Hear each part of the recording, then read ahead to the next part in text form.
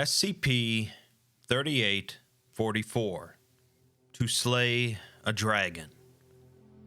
If I were to mention a tragic SCP involving dragons, many of you would immediately jump to SCP-1762, where the dragons went. You might be surprised to learn, however, that it's not the only one, and what's more, it manages to differentiate itself despite the similarities. It's not an especially lengthy SCP though, so let's just dive right in.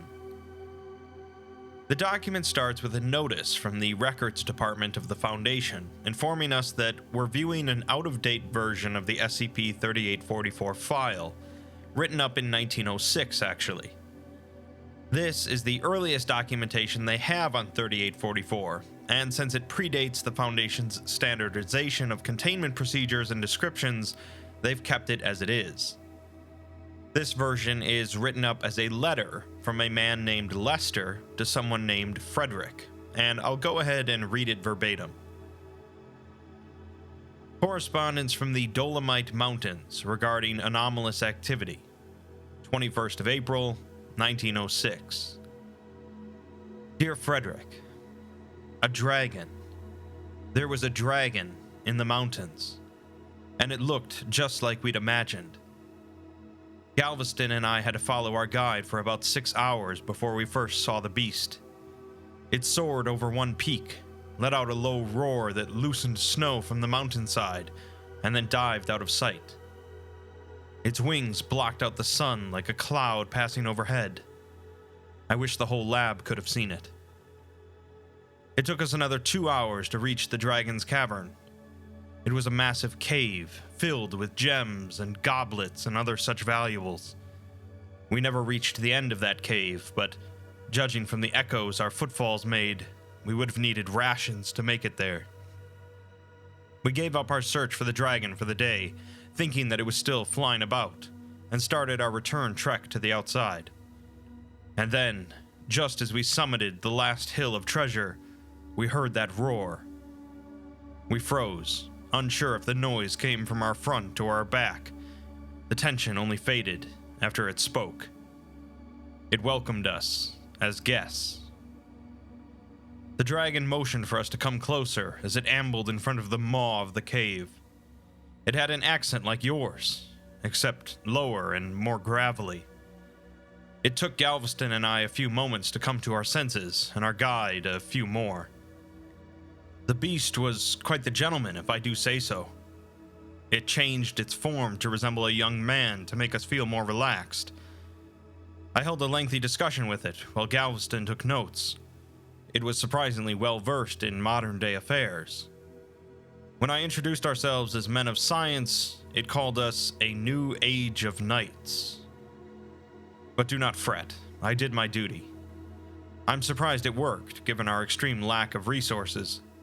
I negotiated reasonable terms to keep the dragon contained within the Dolomites. I've transcribed the exact operating procedure below, but it agreed in writing. I can only hope it doesn't double-cross us. But until then, those Italian officials should be content with our work, even if we've never handled an anomaly this massive before. I will return once I've met with the Italians again to organize the whole affair. Next time, Frederick, you'll come with us. You and George and the whole lab. Words cannot do this majestic beast justice. I'll bring some gin so we can drink together one day. Sincerely, Lester. The terms they negotiated involve the dragon, Tharnak, agreeing to limit expeditions from its home to once per day, with these expeditions remaining within the confines of the Dolomite Mountains at a low elevation, and Tharnak will refrain from vocalizing during expeditions. In return, the Anomaly Investigation Foundation will recruit one ambassador to interact with it once per week, and will also punish any attempts to steal valuables from Tharnak. They've also arranged for the Italian government to discourage civilians from entering the mountains, and to discredit any eyewitness accounts of Tharnak. The next iteration of the file was written up in 1941, and now follows the standard SCP document layout. SCP-3844 is contained at its dwelling within the Dolomite Mountains, with the Foundation patrolling the perimeter to make sure no civilians enter. Additionally, they've set up anti-aircraft artillery in the area to fire on any airborne entities that fly over the perimeter. They send a D-Class once a week to interact with Tharnak, and stealing items from him is prohibited. 3844 is described as a winged reptile, measuring 73 meters from tail to head, with a wingspan of 67 meters and an estimated mass of 27,000 kilograms. His scales are of a purple hue, although they're lighter around the stomach, and he's capable of expelling fire from his mouth through unknown means at a temperature of 3,400 degrees Celsius. Tharnak is also capable of speech in at least 14 languages, and has an extensive knowledge of world events. He can also change his physical form, so when interacting with Foundation personnel, he takes the form of an adult male human, although he's capable of mimicking the appearance of any human. His dwelling in the mountains contains a currently unquantified amount of valuable metals, which he presumably sleeps underneath. Lester, who originally found Tharnak, didn't return to see him for decades, but Tharnak remembered who he was all the same. He apologizes for the changes in Tharnak's containment, but wartime calls for extreme measures. Tharnak remarks that the New Age Knights still fight old-time battles, but Lester says that they don't really fight, they just make sure that the battles don't expose things people aren't supposed to see, such as Tharnak. Tharnak asks if Lester brought the Jinn with him this time, but he says that even though he might run the show around here, he still can't drink on the job. Tharnak then asks if he'll ever be allowed to fly again, but Lester says that it won't be before the war ends. The dragon asks if the war is their whole world, but Lester responds that it really isn't. Governments just pay them to keep anomalies out of the hands of the other side, since problems could really arise if people got a hold of anomalous rifles or dragons. Tharnak then recalls how Lester used to speak of the lab, and asks if he still performs research like he used to. The Foundation, of course, still performs plenty of research, as other anomalies show no signs of slowing down. Tharnak remarks that the Foundation are sharpening their swords, and Lester's fellow men eye him the same way knights used to, like a prize. Lester explains that they're just taking the measurements he should have taken when they first met, and he'll come back when they discover new things to evaluate. Tharnak also says he'll come back at the end of the war, and trusts that he'll uphold that promise. For now, though, he tells Lester not to worry about him while they have a war to fight. It would be another 43 years before the file was updated again, in 1984. Tharnak is still contained at his cave in the Dolomite Mountains, but now the artillery around the perimeter is only to be used if he escapes containment. A team of researchers come in once a month to take size measurements, perform IQ tests, and determine the maximum temperature of fire that he can breathe. They also bring him some reading material: Time magazine, Science magazine, Nature magazine, and Communications of the ACM.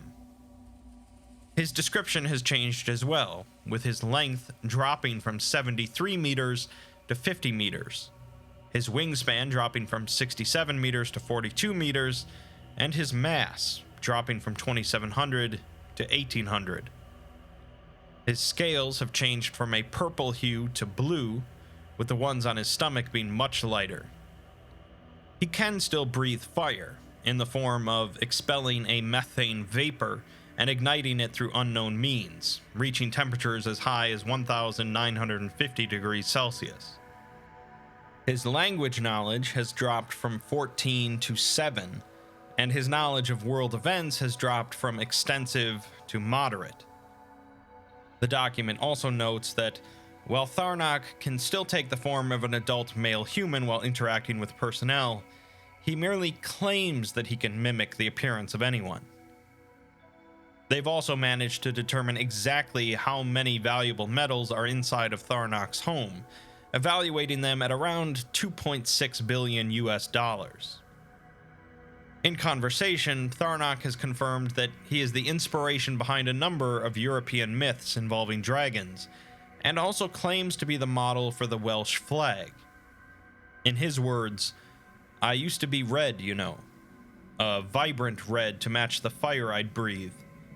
Those were indeed good days." Lester returned again for another conversation, with him now operating as O5-2 on the Overseer Council. They both acknowledge that he's a little late for his return, but Tharnak says not to worry, as Lester has obviously been busy and he's had plenty of reading material in the meantime.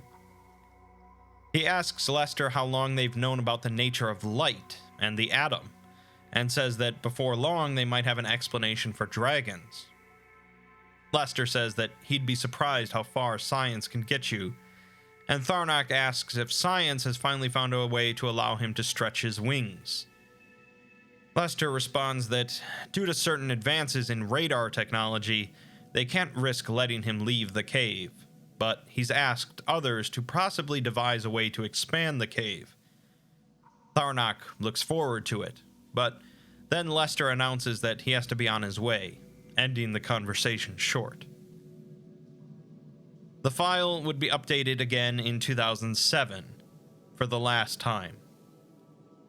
3844's object class is now listed as neutralized, and his remains are to be kept in a standard containment locker for non-anomalous materials. 3844's description states that he was a winged reptile, measuring 10 meters from tail to head, with a wingspan of 8 meters and an estimated mass of 235 kilograms. His scales were of a pale blue hue, except the ones around the stomach, which were completely white. He was capable of forcefully expelling a methane vapor from its mouth and igniting it through a thaumaturgical incantation, or through magic, in other words. He was capable of speech in 2 languages, and had little knowledge of world events. He took the form of an adult male human during interactions with personnel, but claimed he could mimic the appearance of anyone. He inhabited a cave containing an amount of valuable metals valued at $13.4 million. In their final conversation together, Tharnak was surprised to see Lester showing up, expecting him to be dead by this point. Obviously, the O5 Council has ways to extend their lives, and Lester says that he tried to refuse, but they wouldn't allow it. He explains it as a bit of thaumaturgy and temporal technology, but Tharnak interprets it to be magic. Lester replies that everything is science when you examine it for long enough.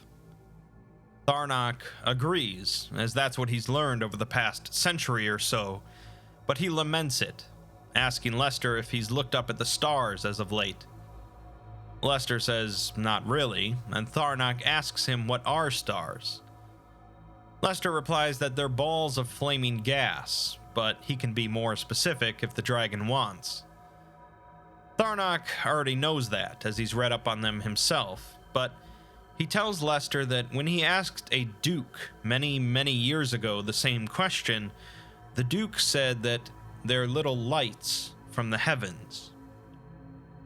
Tharnak remarks on the awe that was in the duke's voice when he said that, much like the awe in Lester's voice when they first met.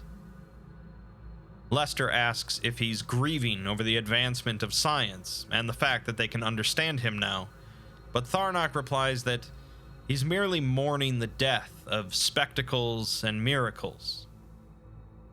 He wishes that he could embrace the world of science, but it takes away so much of what he enjoys about this world.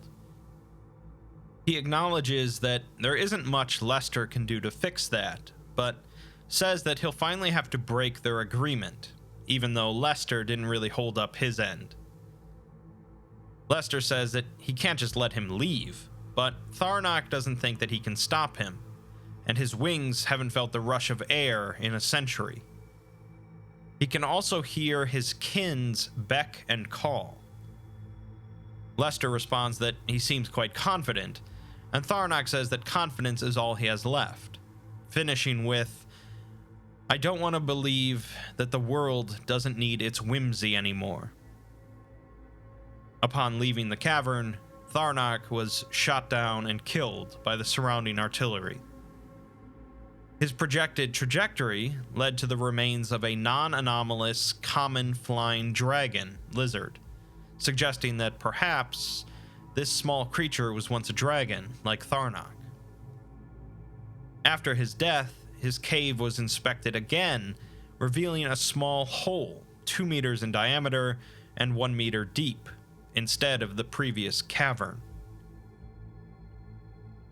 There's one last iteration of the document, posted directly by Lester. It marks SCP-3844 as Keter class, pending review, and the containment procedures mention having O5-2 assigned to oversee the investigation of SCP-3844 and the development of appropriate long-term containment procedures. The description simply states that SCP-3844 is the collective designation for numerous large winged lizards located within the Himalayas, Rockies, Appalachians, Andes, and Dolomites. There's also an uploader's note written by Lester reading, "Dragons. There are still dragons in the mountains." One of two things happened at the end there. Either the Foundation has actually found a number of more dragons similar to Tharnak in various mountain ranges around the world, or Lester merely regained his belief in them in an effort to add some more whimsy back into the world. SCP-3844 doesn't seem to work the exact same way as SCP-1762, in which the dragon's existence is directly tied to humanity's overall belief in them.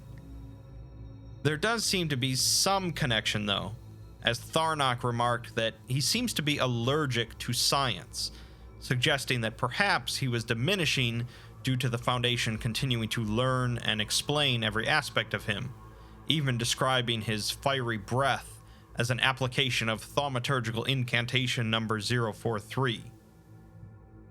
In the end, he decided he'd rather break the sacred agreement that he had made with Lester than stay cooped up in the cave until he was nothing but a common lizard.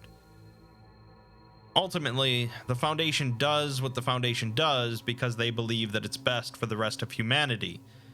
But really, we didn't deserve Tharnak. We're left with a similar message to SCP-1762 though, that perhaps understanding and explaining everything isn't always the best option, and there should be some mystery left in the world. Whether you believe that or not, Tharnak did, and he was willing to die for it.